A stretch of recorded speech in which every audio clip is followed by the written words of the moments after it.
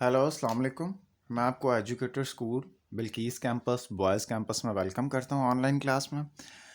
Mathematics का lecture है, very first lecture है, बिल्कुल स्टार्ट से फर्स्ट लेक्चर है बिल्कुल ये। और एक्सरसाइज का नेम है आपकी 1.1। अच्छा, इस एक्सरसाइज से पहले मैं थोड़ा सा आपको बेसिक गाइड करता हूँ, तो आप उसको देख लीजिए जल्दी से, फिर हम लोग आगे चलते हैं। पेज नंबर 2 पे मैं स्टार्ट कर रहा हूँ। मैट्रिक्स, मैट्रिक्स क्या होता है? कुछ बच्चों ने ये मूवी भी देखी होगी मैट्रिक्स।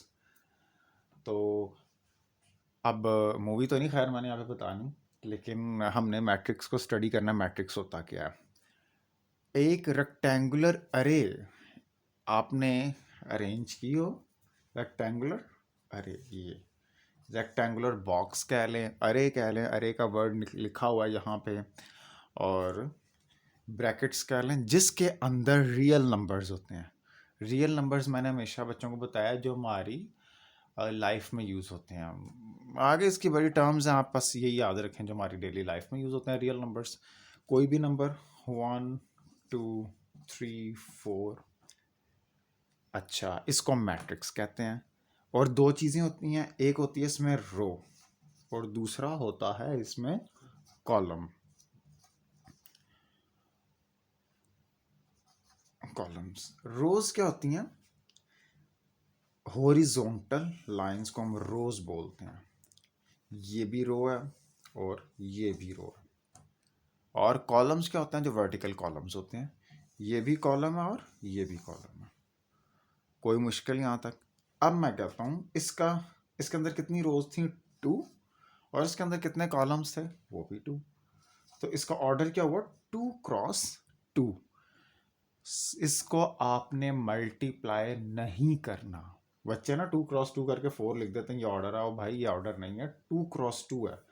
2 क्रॉस 2 से मुझे रोज भी पता चल रही हैं और कॉलम्स भी। पहले मैं रोज लिखता हूँ, फिर कॉलम्स लिखता हूँ। कोई मुश्किल यहाँ तक? अगर कोई मुश्किल है तो आप कमेंट बॉक्स में पूछ सकते हैं, स्कूल के व्हाट्सएप ग्रुप में आप पूछ सकते हैं। अच्छा, एक छोटी सी एग्जांपल करते हैं, उसके बाद हम अपनी एक्सरसाइज की तरफ बढ़ते हैं। यार, इसके अंदर कितने रोज हैं और कितने कॉलम्स हैं ये हमने देखना।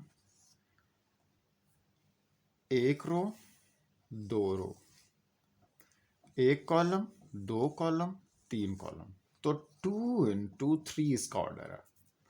मेरी बात समझ आ गई होगी आपको। आखिरी इंटरेस्टिंग से एग्जांपल है, थोड़ी सी घुमा के दी है मैंने। इसके अंदर कितनी रोज हैं? वो 1 रो है। कितने कॉलम है? 1 कॉलम है। इसका ऑर्डर क्या हुआ? 1 × 1। कोई मुश्किल यहाँ तक? अच्छा, अब आप लोग आ जाएं, पेज नंबर 4 पे आ जाएं। Find the order of the matrices. अच्छा, मैं ए बी सी ई और डी करूँगा। ए बी सी डी ई, आपने बाकी खुद करने हैं, घर से होमवर्क है आपका। कौन कौन से करेंगे जी? A B C D and E. इसको देखिए जी, सबसे पहला ए मैट्रिक्स है, उसने ऊपर लिखा हुआ, आपने ऑर्डर लिखनी है इसके। ए क्या है जी मेरे पास? 2 - 5 एंड 3 6। अच्छा, इसके 2 रोज हैं और 2 कॉलम्स हैं। इसका ऑर्डर क्या हुआ? 2 × 2। कोई मुश्किल यहाँ तक? मेरा नहीं ख्याल, ये तो हमने पहले एग्जाम्पल में भी देखा था। इसका ये आंसर है, ठीक है। देन हम करते हैं, जब किसी बच्चे को कोई बात समझ नहीं आएगी तो वो वीडियो रिवर्स करके भी देख सकता है। क्लास में तो आप समझ रहे थे, वो तो मैं क्लास में, आपको पता ही है। फिर किसी का ध्यान इधर उधर जाए तो मैथ वैसे हो ही नहीं सकता। तो यहाँ पे तो अगर आपका ध्यान जाता है तो आप वीडियो को पीछे करके देख सकते हैं। अच्छा यार, बी का भी सेम है ए के साथ। हम चलते हैं सी की तरफ। 2 4। इसमें कितनी रोज हैं? 1 रो एंड 2 कॉलम्स। इसका ऑर्डर हुआ 1 × 2। देन हम चलते हैं डी की तरफ। नज़र आ रहा है डी? बिल्कुल नज़र आ रहा है। 4 0 6। किसी बच्चे ने इसको 4/6 या कुछ ऐसे बोला, तो भाई साहब आपका हाल वैसा होगा जैसे एक जहाज़ के पहाड़ से टकराने का हाल होता है, बहुत नुकसान होगा आपका मैथ में। इसलिए इसको बटा शटा कुछ नहीं बोलना, सिंपल इसको बोलना 406। ठीक है जी, बटा शटा नहीं बोलना। कितनी रोज है इसकी? 1 रो, 2 रोज, 3 रोज। और कितने कॉलम है? एक ही कॉलम है। तो इसका ऑर्डर हुआ 1 क्रॉस 3। मुश्किल कोई? कितनी रोज हैं? 1 2 3 रोज हैं और एक कॉलम है। 3 क्रॉस 1। सॉरी यार, आप लोगों के साथ रहते रहते ना मैं भी थोड़ा चलें जी, नेक्स्ट पेज पे हम चलते हैं। ई पे, ई मैट्रिक्स है मेरा ABC एंड DEF। इसकी कितनी रोज हैं जी? 1 2 3 रोज। कितने कॉलम है? 1 2 3 क्रॉस 2। क्वेश्चन नंबर 1 आपने बाकी होमवर्क करना। एफ भी मैंने एग्जाम्पल में करवा दिया था, तो आपने इसको देख लेना अच्छे से। कोई बात नहीं समझ आ रही आपने कमेंट बॉक्स में पूछना है। और क्वेश्चन नंबर 2 की तरफ हम लोग चलते हैं। Which of the following are matrices are equal. अच्छा, मैट्रिक्स के इक्वल होने का मतलब यह है कि ए और बी तब इक्वल होंगे जब ऑर्डर ऑफ ए इक्वल होगा ऑर्डर ऑफ बी के। यानी अगर ए का ऑर्डर है 2 क्रॉस 2, 2 रोज 2 कॉलम, तो बी का ऑर्डर भी क्या होगा? 2 क्रॉस 2, तब ये दोनों इक्वल होंगे। तो फिर हम सबके ऑर्डर्स लिख लेते हैं। चलें जी, क्वेश्चन नंबर 2 करवा रहा हूं मैं।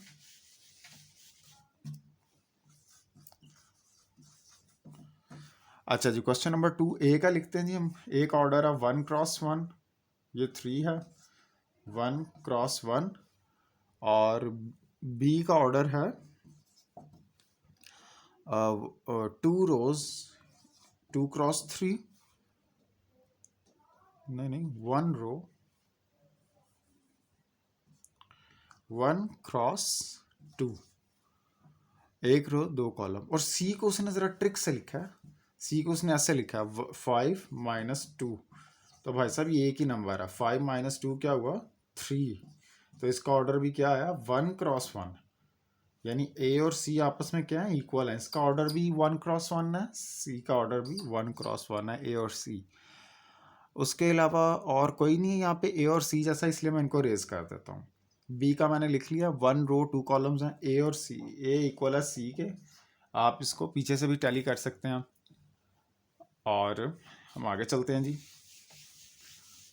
ए और सी इक्वल है, इसको मैं साइड पे लिख लेता हूँ। ए इक्वल है सी के। फिर मैंने बी का ऑर्डर लिखा था 1 क्रॉस 2 है। उसके बाद हम लोगों ने डी की तरफ जाना है। डी का सेम बी जैसा है जी। डी का क्या है? 5 3। अच्छा, 1 रो 2 कॉलम, यानी 1 क्रॉस 2। डी का भी वही है जो बी का ऑर्डर है, तो बी इक्वल आ गया डी के। कोई मुश्किल? उसके साथ साथ गेम बड़ी इंटरेस्टिंग है जी। आई का ऑर्डर भी सेम है। आई का ऑर्डर क्या है? 3 और 3 प्लस 2। ये क्या हो गया? 3 3 प्लस 2 5। 1 रो 2 कॉलम। कोई मुश्किल यहाँ तक? इसका ऑर्डर क्या हुआ? 1 रो एंड 2 कॉलम्स। आई डी और बी आपस में तीनों इक्वल हैं। कोई मुश्किल यार यहाँ तक? तो आपने बाकी भी इक्वल बताने, अब थोड़े से ही रह गए। जी एच जे और ई रह गए। आपने इनमें से भी देखना कौन इक्वल है, और अपनी नीट कॉपीज पे आपने इनको लिख के, ऑर्डर लिख के आगे लिखना कौन सा इक्वल है। डायरेक्ट नहीं लिख देना, वो तो आप पीछे से देख के भी, बुक के आंसर्स देख के भी कर सकते हैं। तो आपने डायरेक्ट नहीं लिखना, इनके ऑर्डर सामने लिखने हैं, तो फिर हम आपने लिखना है। चलते हैं हम अपने लास्ट क्वेश्चन की तरफ। आपके 2 लेक्चर्स इसी में वाइंड अप हैं।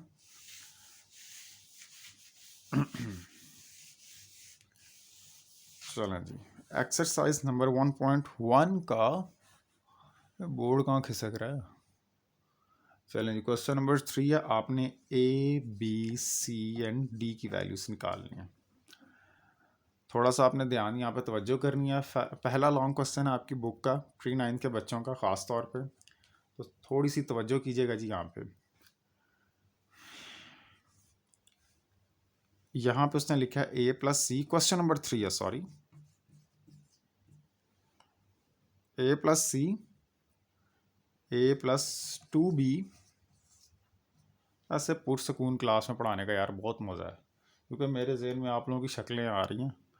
तो इस वक्त कभी हो ही नहीं सकता इतनी जल्दी मैंने 2 सवाल करवा दी हूँ। एक को चुप करवा, दूसरे को फिर एक आधे की पिटाई कर, फिर ऐसे क्लास कंटिन्यू होती है। तो वो फिर ना, अब मुझे ऐसे लग रहा है कि जैसे मैं तो 2 लेक्चर्स में पता नहीं पूरा चैप्टर करवा दूंगा।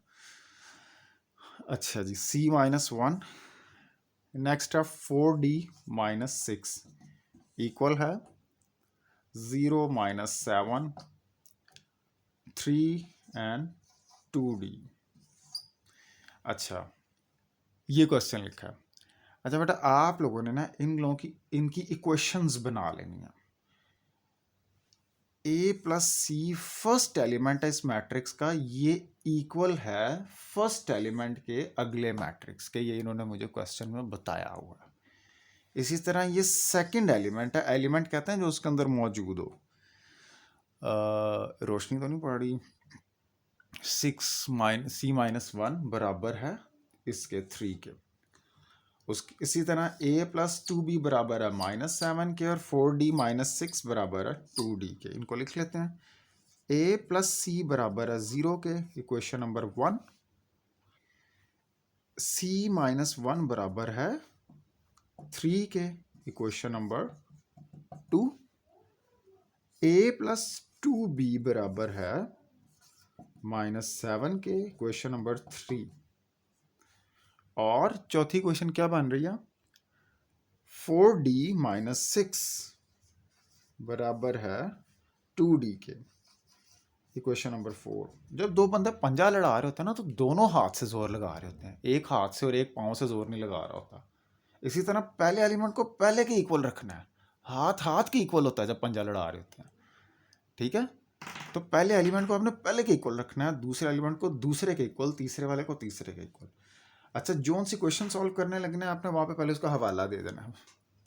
ये क्वेश्चन 2 से मुझे वैल्यू नज़र आ रही है, यहाँ पे लिखना फ्रॉम इक्वेशन 2। c-1 इक्वल है 3 के, -1 है, उधर जाके क्या हो जाएगा? +1 हो जाएगा। -1 उधर जाके प्लस हो जाता है, और प्लस इधर आके माइनस हो जाता है। मल्टीप्लाई डिवाइड, और डिवाइड इक्वल टू के उधर मल्टीप्लाई हो जाता है। तो -1 उधर जाके क्या हो जाएगा? +3 + 1, c इक्वल है 4 के। लो भाई, कोई मुश्किल यहाँ पे मैं लिख लेता हूँ, जगह थोड़ी है, तो मैं जो प्रूव करता जाऊंगा वो जो लिखता जाऊंगा। c बराबर है जी 4 के। इसको वीडियो को रिवाइज करके, रिवाइंड करके आप रिवर्स करके देख लीजिएगा थोड़ा सा।